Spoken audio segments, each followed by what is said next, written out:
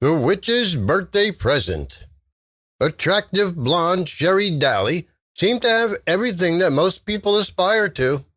She was married to handsome Michael Dally, father to her two sons, Devin and Max, and supervisor at a local night supermarket.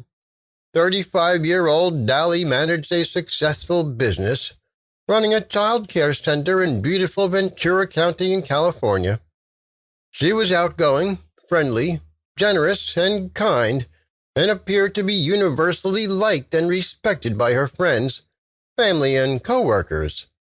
So when her dismembered body turned up in a lonely ravine north of Ventura in June 1996, no one could imagine what could possibly have led to her murder. However, under the surface, Sherri's life wasn't as idyllic as it appeared from the outside. Her relationship with her husband Michael had been deteriorating for a number of years. Dally claimed that he felt trapped in the marriage, and he began to treat Sherri with disdain. After the birth of their second son, Sherri put on some weight, and Michael began to refer to her as the fat cow. He began to use drugs and to have long-term affairs, often with other members of staff in the Vons supermarket in Rose Avenue in Oxnard, where he worked. The first was with Sally Lowe, a manager at another Vons supermarket, who had a 3-year affair with Dally from 1989 to 1992. Lowe later explained that Michael wanted out of his marriage to Sherri, but after talking to a lawyer, decided that the cost of a divorce and child support payments were more than he could afford. Instead, he stayed with Sherri, but continued to have affairs and increasingly turned to the use of cocaine for solace. Then, in 1994, Diana Hawn came to work night shift at the delicatessen counter at the Vons supermarket in Oxnard. Hawn was a 34-year-old, quiet, shy, somewhat introspective woman with few friends. At least one coworker described her as mousy, innocent, and childlike. However, she was fascinated by black magic, and often described herself as a witch to coworkers. Few of them took her seriously. Though California has long been a center for witchcraft in the U.S., every year up to 2,000 witches and pagans gather at the Doubletree Hotel near the San Jose airport for PantheaCon, a 2-day celebration of witchcraft and magic.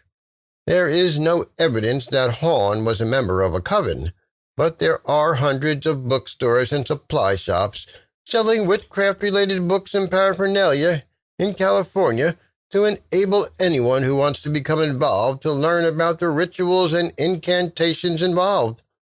Hawn was immediately attracted to Michael Dally. Co-workers described how she wore attractive clothing when they were due to work together and had her hair cut in a new style to please him. Hawn and Dally quickly began a torrid affair. Dally made no attempt to hide this from Sherri. He insisted on keeping a large pillow on their bed which had Hawn's picture on it. Sherri was distraught. Michael had been her childhood sweetheart and the only boyfriend she had ever had, and friends and family described how she was still in love with him, despite everything. In late 1995, Sherri became so enraged that she waited for Hawn in the parking lot outside the supermarket in which she worked. When Hawn emerged, Sherri confronted her about the affair, telling Hawn that she would only ever get Michael and the boys over my dead body. Michael and Sherri's relationship continued to deteriorate, with Michael telling a coworker how desperate he was to get out of the marriage, but that he couldn't afford a divorce. He even said that it would be better for him if Sherri were simply to disappear. For a few months, Dally left Sherri and moved in with Hawn, but returned when he ran out of money. Another male co-worker was going through an expensive divorce, and his wages were being intercepted to pay child support. Michael teased the man about this, saying that it would have been much cheaper to have paid someone to kill his wife. Sherri, too, was getting desperate, confiding in a friend in April of 1996 that she was finally thinking about divorcing Michael over the ongoing affair with Hawn. A supermarket co-worker later told investigators that in late April, Horn had told her that she was considering performing a black magic human sacrifice to celebrate the birthday of a male friend. The friend, she said, had already picked out the victim.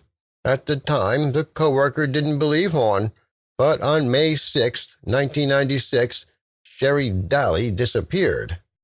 On the morning of 6th of May, Sherri Dally went shopping in a Target store in Ventura. When she emerged from the store, witnesses reported that she was approached in the parking lot by a woman wearing sunglasses and an obvious blonde wig. The two women spoke for a short time. Then the woman wearing the wig was seen to handcuff Sherri and place her in the rear seat of a blue-green car, which she then drove out of the car park. It didn't take police long to uncover the ongoing affair between Michael Dally and Diana Horn and other incriminating evidence. Horn had used a credit card to hire a blue-green Nissan Altima car on the 6th of May. When the car was returned later in the day, it was found to have bloodstains on the rear seat. A few days previous, Horn had used a personal check to purchase a blonde wig, handcuffs, a security badge, and an axe, a towel and garbage bags. On the 18th of May, Horn was arrested on suspicion of murder, though she was released a few days later for lack of evidence when she claimed that her credit card had been stolen the day before the car was rented. Fearing the worst, Sherri's friends and family began to organize a search. Volunteer search parties combed remote areas in Ventura County, culminating in a search by several parties over the Memorial Day weekend. Logically, this was a hopeless task. Ventura is a large county with large areas of wilderness. With no idea of where to look, searchers were looking for a needle in a haystack. Then, almost unbelievably, on June 1st, they found the needle. A group of searchers had parked their vehicles on Canada Larga Road, a country road off California Highway 33, above a steep ravine. Then someone became aware of an unpleasant smell, which seemed to be coming from the rubbish-strewn ravine below. One of the searchers used a rope to descend into the ravine, and there he discovered skeletal human remains. Police were called, and dental records were later confirmed that this was the body of Sherri Dally. An autopsy gave some indication of the horrific ordeal that Sherri Dally endured as she lay, handcuffed and helpless, on the back seat of the car. She had been repeatedly stabbed in the face, neck, and chest, bludgeoned with an axe, and her head had been virtually severed before her body was dumped in the ravine. In early August 1996, police rearrested Diana Horn on charges of kidnapping and murder. And this time they didn't let her go. Horn maintained her innocence on all charges, and in October 1997, she was brought to trial in the Superior Court in Ventura. The trial lasted 6 weeks, and the jury heard details of Horn's infatuation with Michael Dally, her interest in witchcraft, as well as eyewitness and forensic evidence about the crime. It took the jury less than 1 hour to find Horn guilty, and she was sentenced to life in prison without the possibility of parole in late November 1997. In November 1996, 3 months after the arrest of Horn, the Ventura County Grand Jury ordered that Michael Dally should also be charged with Sherri's murder. He was arrested and brought to trial in March 1998. During the trial, he claimed that the murder had been committed by Horn without his knowledge. At one point, his defense team described Horn as a psycho-crazed, whacked-out witch who murdered Sherri in a jealous rage. However, prosecution witness described Dally as an arrogant, unfeeling womanizer, and a co-worker testified that when Sherri disappeared, it was like someone winning the lottery. He never once looked upset. In June 1998, Michael Dally was found guilty of first-degree murder of his wife. He was sentenced to life in prison without the possibility of parole. Many people now regard witchcraft as simply an alternative religion, a set of beliefs which are just as valid and appropriate as any other. For most people who are drawn to witchcraft, this is probably true. But for a few, this belief can lead them to some very dark places.